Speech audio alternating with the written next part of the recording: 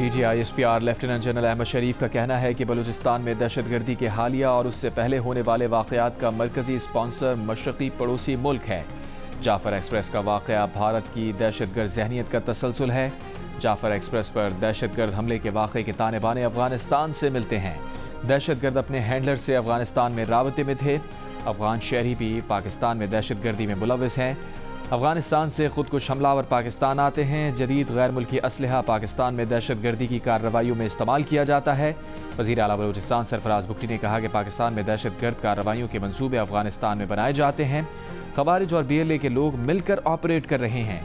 इन सब की नानी भारतीय खुफिया एजेंसी रॉ है।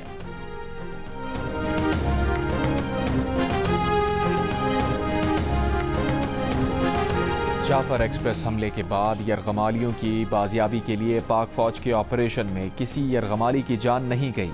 दहशतगर्दों ने ऑपरेशन से पहले मुसाफिरों को शहीद किया। DGISPR लेफ्टिनेंट जनरल अहमद शरीफ चौधरी ने ऑपरेशन की तफसीलात बताते हुए कहा, दहशतगर्दों ने धमाका करके ट्रेन को रोका, खवातीन और बच्चों को ट्रेन में रखा, बाकी मुसाफिरों को बाहर बिठा दिया। पाकिस्तान आर्मी ने बाकायदा मनसूबाबंदी करके दहशतगर्दों को इंगेज किया। दहशतगर्दों की कम्युनिकेशन से पता चला कि उनके दरमियान खुदकुश बमबार भी हैं। ऑपरेशन में 356 यरगमालियों को बाजियाब कराया गया। 37 जख्मी हैं। 33 दहशतगर्दों को हलाक किया गया। दहशतगर्द वाक़े में 26 यरगमाली शहीद हुए। इनमें से 18 का ताल्लुक फौज और FC से है।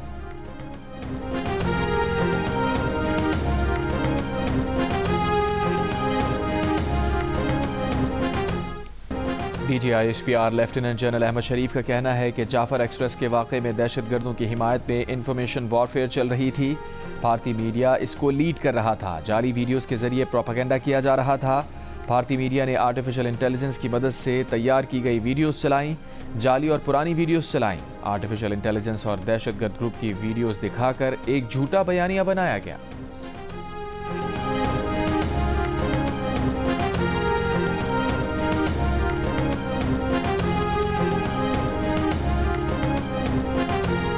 वज़ीर आला बलूचिस्तान सरफराज बुगटी का कहना है कि एक शख्स भी अगर लापता है तो उसकी कोई तौजीह नहीं दी जा सकती, लेकिन खुद लापता होने और जबरी गुमशुदगी में फ़र्क देखना चाहिए। लापता शख्स को ढूंढना हुकूमत की जिम्मेदारी है, लेकिन इस मामले को कानून नाफिज करने वाले इदारों के खिलाफ प्रोपेगेंडा टूल बनाने की मजम्मत करनी चाहिए।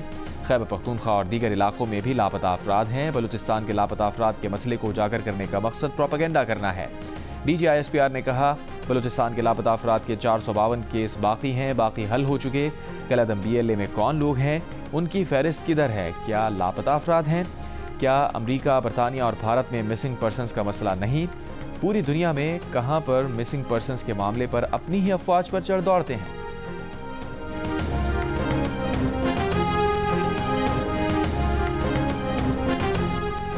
वज़ीर आला बलूचिस्तान सरफराज बुगटी ने कहा है कि दहशतगर्दी का ताल्लुक महरूमी के बयानिए से नहीं। गोजर खान में इस्लामाबाद जितनी तरक्की नहीं, जैकबाबाद कराची जैसा शहर नहीं, लाहौर जैसी तरक्की साहिबाल में नहीं है। बेरोज़गारी या तरक्की ना होने की वजूहात पर बंदूक उठाने और तशद्दुद की कोई तावील नहीं बनती।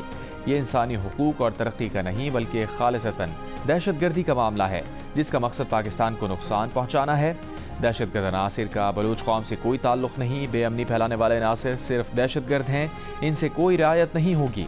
सूबे में पुलिस, CTD और लेवीज़ को मजबूत किया जा रहा है।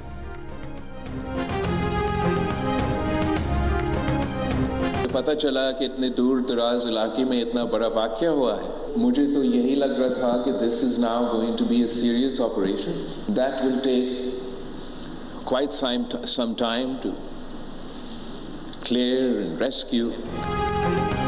पीपल्स पार्टी के चेयरमैन बिलावल भुट्टो जरदारी का बलूचिस्तान में दहशतगर्दों का बहादुरी से मुकाबला करने पर सिक्योरिटी फोर्सेस को सलाम। कहा, जब हमले का मालूम हुआ तो लगा कि इस दूर दराज इलाके में रेस्क्यू ऑपरेशन भी मुश्किल होगा, लेकिन जिस बहादुरी से दहशतगर्दों को शिकस्त दी गई और उन्हें बेनकाब किया गया, उस पर बलूचिस्तान की हुकूमत और फोर्सेस को खराज तहसीन पेश करते हैं। पीपल्स पार्टी ने हमेशा दहशतगर्दी का डटकर मुकाबला किया है। हम सब मिलकर दहशतगर्दी के खिलाफ इस जंग में कामयाब होंगे। वज़ीर आला सिंध मुराद अली शाह की भी जाफर एक्सप्रेस दहशतगर्दी वाक़े की मज़म्मत।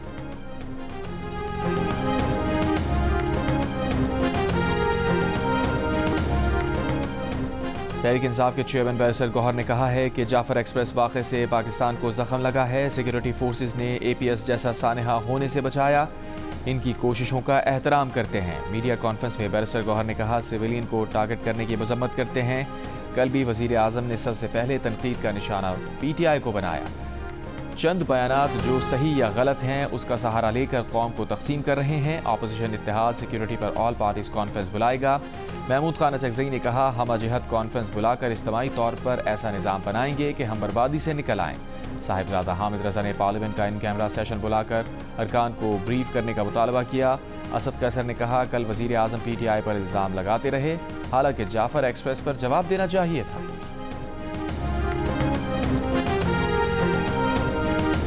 कराची में अहम बाजारों के लिए ट्रैफिक पुलिस के इक़दामात। 3 तलवार पर रिक्शा, टैक्सी या ऑन कॉल टैक्सी का दाखिला ममनू होगा। 3 तलवार पर रश होने की सूरत में Clifton bridge, race course, Chaudhry Khaliquzzaman road का इस्तेमाल करें। तारिक रोड, अल्लाह वाली से इत्तेहाद सिग्नल तक रिक्शा, टैक्सी का दाखिला ममनू होगा। सदर फवारा चौक से GPO और सिंगर चौक से ज़ेबुन्निसा तक रिक्शा, टैक्सी का दाखिला ममनू होगा। जामे क्लॉथ तिब्बत चौक से ईदगाह चौक तक रिक्शा, टैक्सी का दाखिला ममनू होगा। मिलेनियम ब्रिग रोड से आने वाली ट्रैफिक मिलेनियम ब्रिज से नीपा जा सकेगी। हैदरी मार्केट वाली सड़क पर रिक्शा, टैक्सी का दाखिला ममनू होगा। नॉर्थ कराची से कमर्शियल ट्रैफिक को 5 स्टार चुरंगी से शिपॉनर चुरंगी और लंडी कोतल चुरंगी मोड़ा जाएगा। बोर्ड ऑफिस से ट्रैफिक KDA चुरंगी से ज़ियाउद्दीन चुरंगी और पहाड़गंज मोड़ा जाएगा।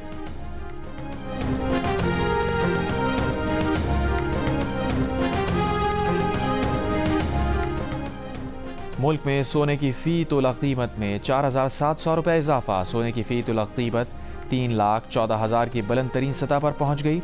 10 ग्राम सोने का भाव 2,69,204 रुपये हो गया। आलमी मंडी में पहली बोर से सोने का रेट $3,000 फ़ी औंस तक जा पहुँचा। अमरीकी सदर ट्रंप की जानिब से टैरिफ बढ़ाने की धमकियों पर माशी गैर यकीनी सूरत हाल के पेश नज़र सोना सरमायाकारों की तवज्जो का मरकज़ बना हुआ है।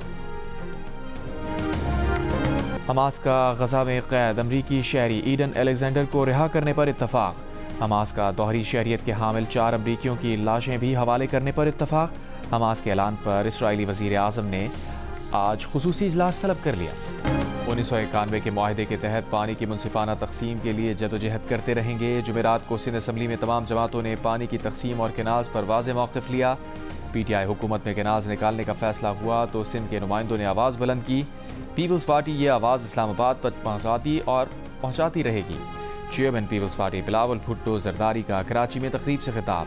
सिंध हुकूमत ने बड़ी तादाद में मुलाजमतें पैदा की। पब्लिक प्राइवेट पार्टनरशिप करना चाहते हैं ताकि सिंध के लोगों का रोज़गार का मुतालबा पूरा कर सकें। न सिर्फ सैलाब मुतासरीन को घर बना कर दिए बल्कि ख़वातीन की खुद मुख्तारी के मौक़े भी पैदा किए।